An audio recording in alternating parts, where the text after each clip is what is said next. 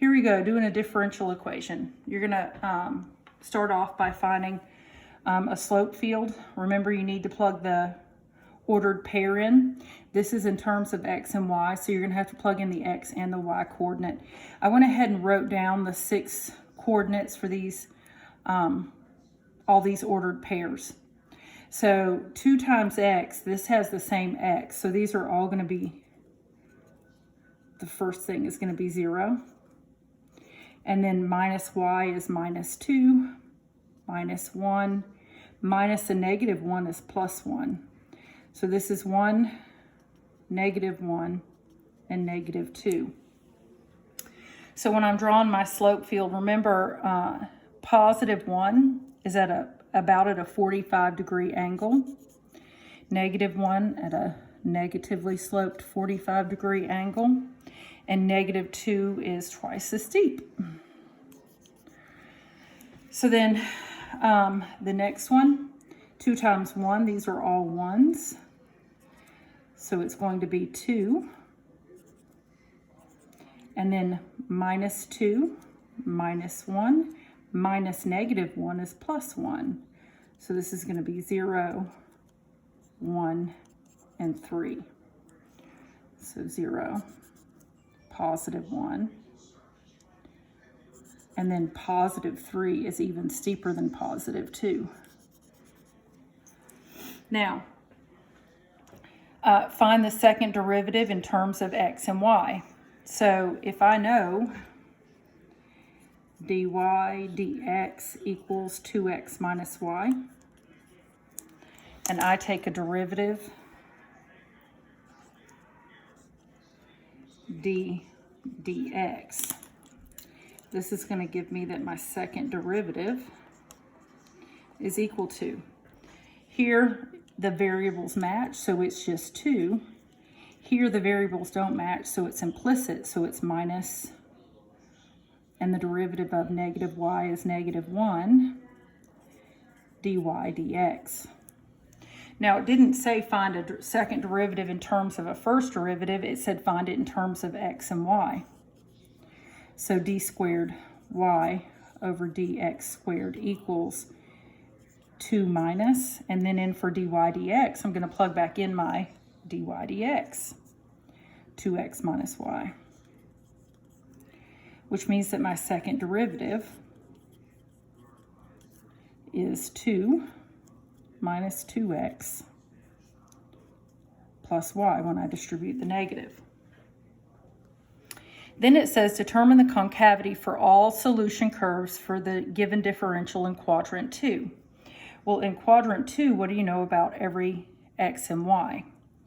In quadrant 2, you know that x is negative and y is positive.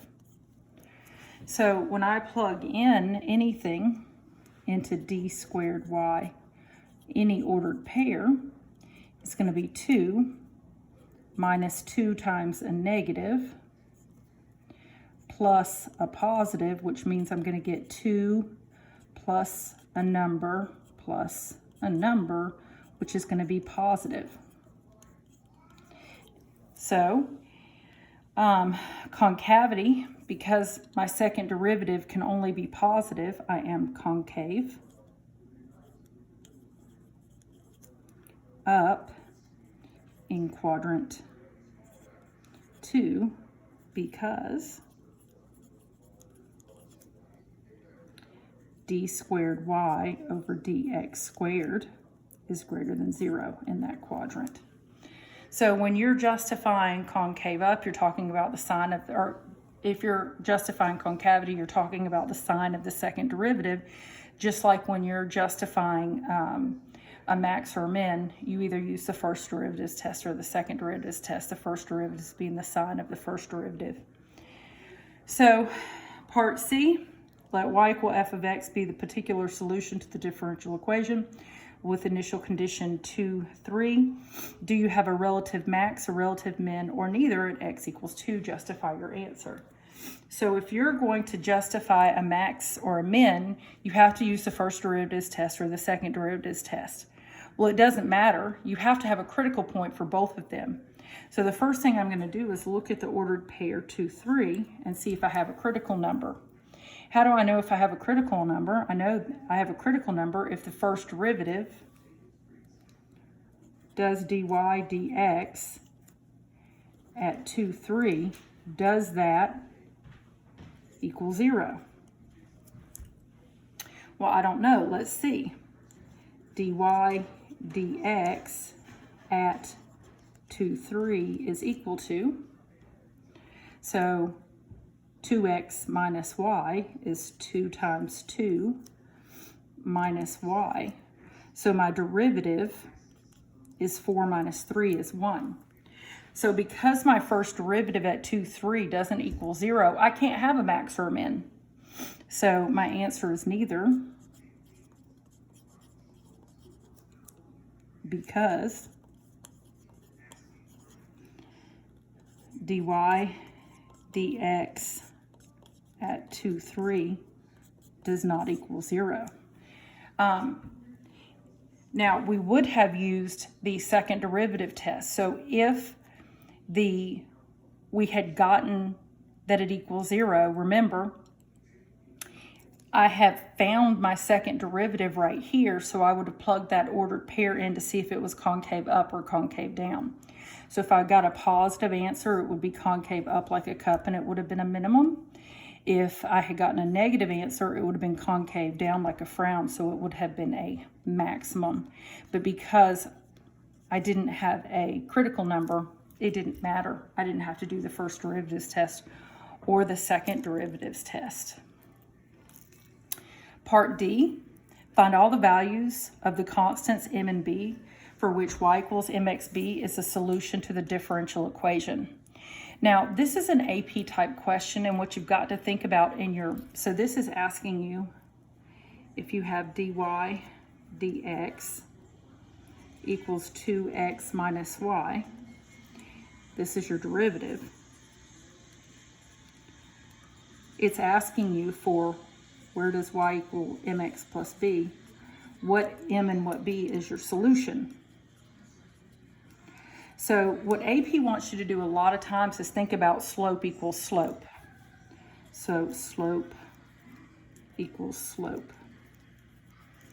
So a derivative is a slope, so you're going to set 2x minus y equals this slope. This line would have a slope m. Now what do? I'm kind of stuck. I don't know. So I'm trying to solve for m and b, and right now I don't have a b value. So what I'm going to do is I'm going to direct sub in for y. I'm going to plug in y equals mx plus b. So this is going to be 2x minus, this is mx plus b equals m. What do I do? So what I'm going to do now is I'm just going to set it equal to 0 by moving this m over. So I have 2x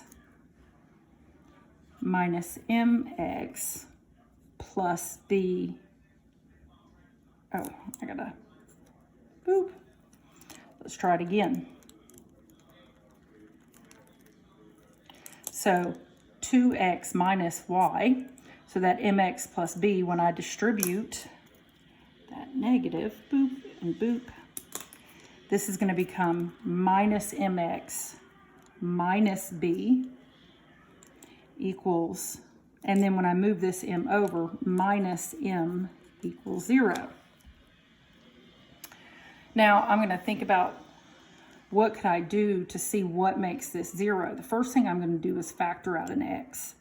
So if I factor out an x of the first two, that's going to give me 2 minus m. And what do these two have in common? I'm going to say minus 1, and that's going to give me b plus m. And now all I'm going to do is guess and check and say, okay, what if I plug in for m and b is going to equal 0? So 2 minus m, if I let m equal positive 2. 2 minus 2 is 0, and 0 times any x is 0. Now, if I let m equal 2, what's going to make this one 0 out? So if m is 2, then if I let b equal -2, does this work out? So x times 0 minus 1, 2 minus 2, so times 0 equals 0. So m and b have to be 2 and -2. I just did a little guessing and checking. But setting slope equal to slope, huge AP topic, right? Now it's in the mean value theorem because average rate of change equals instant rate of change, but setting slope equal to slope is a huge AP topic. Thank you.